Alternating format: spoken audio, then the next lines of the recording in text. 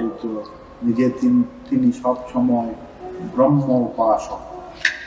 এইভাবে শাস্ত্রী পণ্ডিতরা মিষ্টি কথা বলেন যে মিষ্টি তারা নিজেরা খান না, অর্থাৎ তারা জানেন না, তাই নিয়ে তর্ক করেন। তাই বলা হয় পণ্ডিতরা শুধু তর্ক করেন।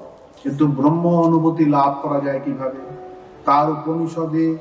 তার উত্তরে বলা হয়েছে উপনিষদে আত্মসংযমের দ্বারা আত্ম উপলব্ধি এবং ব্রহ্ম উপলব্ধি হয়।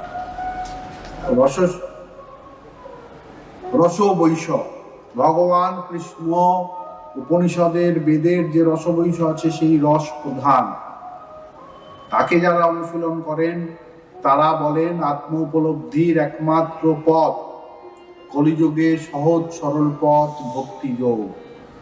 ভক্তিযোগ অনুশীলনের মাধ্যমেই আত্মলব্ধি হয়।